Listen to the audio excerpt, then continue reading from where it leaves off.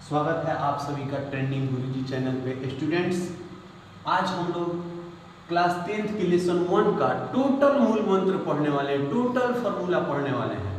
आपने सही थंबनेल देखा है। आइए इसको जानते हैं। लेसन 1 का सबसे पहला फार्मूला होता है यूक्लिड विभाजन परिमेय का। दूसरा होता है दो संख्याओं के सम संख्या, दो संख्याओं का लघुत्तम गुणे महत्तम बराबर क्या होगा। और तीसरा जो p बाई क्यू के रूप में होता है, यानी परिमेय संख्याओं को हम लोग जानेंगे। इस प्रकार से शांत और आवर्ती को जानेंगे। आइए इसको इस रूप में समझते हैं। हाय स्टूडेंट्स, आप लोग का स्वागत है ट्रेंडिंग गुरुजी चैनल में। स्टूडेंट्स, आज हम लोग देखेंगे लेसन 1 के टोटल मूल मंत्र, यानी कितने फार्मूले हैं जो लेसन 1 में 1.1, 1.2, 1.3 सभी मतलब 1 लेसन के ऑल एक्सरसाइज में कितने फार्मूला काम आते हैं। तो देखिए, यहाँ से ध्यान देंगे। यूक्लिड विभाजन एल्गोरिथम हम लोग सबसे पहले पढ़ेंगे। सबसे पहले अगर आपको यूक्लिड विभाजन एल्गोरिथम मालूम है, तब जाकर के आपको क्वेश्चन बनाने में सहूलियत मिलेगा। यूक्लिड विभाजन एल्गोरिथम कहता क्या है जी? तो भाज्य बराबर भाजक गुणे भागफल प्लस शेषफल, यानी भाजक निकालना होगा तो भाज्य निकालना होगा तो भाजक में भागफल से गुणा कर देंगे, जो शेष आया रहेगा उसको निकाल देंगे। इसी को यूक्लिड विभाजन एल्गोरिथम परिमेयिका के नियम कहते हैं। ठीक है स्टूडेंट्स, भाज्य यहाँ होता है, भाजक ये बीच में होता है, भागफल ये होता है, जो बच जाता है उसे शेष कहा जाता है।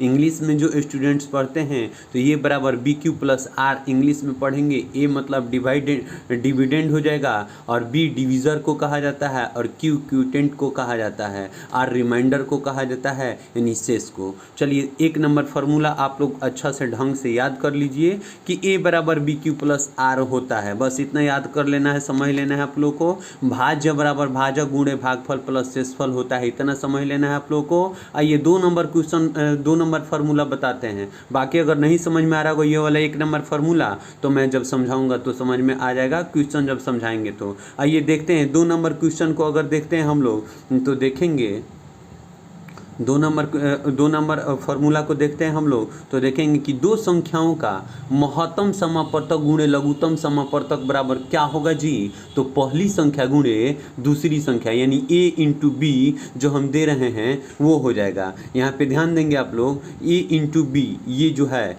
a इंटू बी ये हो जाएगा, यानी पहली संख्या दे देगा दो संख्याओं के महत्तम समापर्तक लघुत्तम गुणे महत्तम, यानी एलसीएम गुणे HCF क्या होगा? तो पहली संख्या गुणे दूसरी संख्या हो जाएगा। समझे? चलिए, अब हम लोग ध्यान देंगे कि कब पता चले कोई भी बट्टा में दे देगा, कोई भी चीज़ बट्टा में दे देगा, ए बराबर बी क्यू प्लस आर में दे देगा, ये चीज़ दिया हुआ है, कहेगा कि बताइए शांत है कि अशांत है। ठीक है, तो मान लीजिए कि दे दिया 3/5 दे दिया, तो ये शांत है कि अशांत है, ये कैसे पता चलेगा जी? तो बट्टा में इसके हर में जो है वो क्या दे रहा था? 5, 3/5 दे रहा है, इसलिए ये क्या हो जाएगा? ये देखिए, ध्यान देंगे यहाँ पे सबसे पहले हम लोग कि यहाँ पे हम लिख रहे हैं, क्या लिख रहे हैं जी? तो P बाई क्यू का दशमलव प्रसार शांत होगा, यानी P बटा क्यू के रूप में कोई भी दशमलव होगा वो शांत होगा।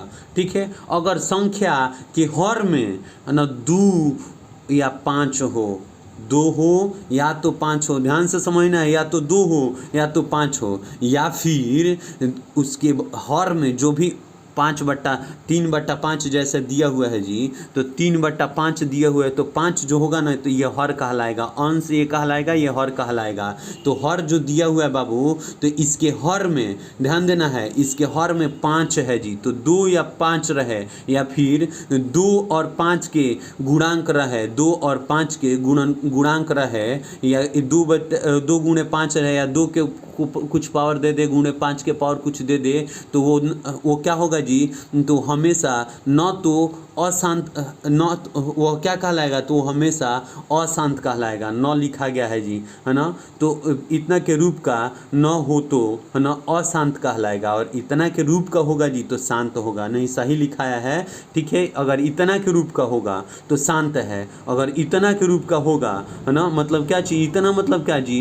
तो हर में ध्यान देना है, इतना मतलब कहने का मतलब वो 2 के पावर n मतलब मतलब कुछ भी दिया हो, 2 के पावर कुछ भी दे दिया हो तो क्या हो जाएगा, या 5 दिया हो, अंश में 2 और 5 दिया हो तो वो अशांत है, शांत है। और 2 के पावर 2/5 नहीं दिया हो हर में तो वो अशांत कहलाएगा। जैसे 3 बट्टा कह रहे हैं हम कि 3/6, तो ये तो 5 है नहीं जी, ध्यान देना है यहाँ पे। अब इस मेथड पे ना 2 है ना 5 है, तो ये क्या है जी, तो ये 2 नहीं है 5 नहीं है, तो ये क्या है, अशांत है। यहाँ पे लिखा गया है कि ये अशांत के रूप में होगा। ठीक है, आइए अब हम लोग ध्यान देंगे यहाँ पे, इस फार्मूला को भी जान लिया अब हम लोग के पास लास्ट फार्मूला बच गया है कि परिमेय संख्या किसे कहते हैं ना। लास्ट के 2 बच गए, परिमेय संख्या किसे कहते हैं बाबू, तो वे सभी संख्याएं जो p/q के रूप में होता है उसे परिमेय संख्या कहते हैं। आइए अब लास्ट फार्मूला हम लोग के पास बच गया है, परिमेय संख्या दशमलव प्रसार या तो शांत होगा या तो अशांत आवर्ती होगा। मतलब परिमेय संख्या जब दिया रहेगा, अभी हम लोग एग्जाम्पल ले लेते हैं 3/5, अगर 3/5 को देखा जाए तो ये क्या होगा जी, तो ये p/q के रूप में है, क्योंकि अब इसको काट करके और कुछ नहीं बनाया जा सकता है। ये इससे नहीं कटेगा और कोई किसी से नहीं कटेगा और इसका अगला पद नहीं हो पाएगा, इसलिए यह बाबू जो होगा नहीं क्या हो जाएगा, p/q के रूप में होगा। तो जब p/q के रूप में है तो क्या कह रहा है जी कि परिमेय संख्या का दशमलव प्रसार या तो शांत होगा या तो अशांत आवर्ती होगा जी। तो आवर्ती किसको कहेंगे बाबू, तो इस चीज़ को समझ लेना है। आवर्ती मतलब बाबू कि 3.444 ये अशांत भी नहीं है लेकिन रुक भी नहीं रहा है, यानी 3.4 के ऊपर रेकरिंग दिला जाए कि बार बार 4 आ रहा है। तो रेकरिंग मेथड भी हम लोग सीख लिए कि रेकरिंग मेथड क्या होता है बाबू, तो 2 अगर लिख दिए हम लोग कि 2.4 के पावर 2 यानी 2 बार बार आएगा 2 के पास। चलिए आज के लिए इतना ही इस वीडियो में, और आज हम लोग 1 लेसन के टोटल मूल मंत्र को जान लिए हम लोग कि किस प्रकार से 1 लेसन में क्या पढ़ना है हम लोग को। आइए अब हम लोग नेक्स्ट वीडियो में 2 लेसन का फॉर्मूला टोटल देखते हैं। आज के लिए इतना ही, थैंक यू। देखो तो हम लोग वीडियो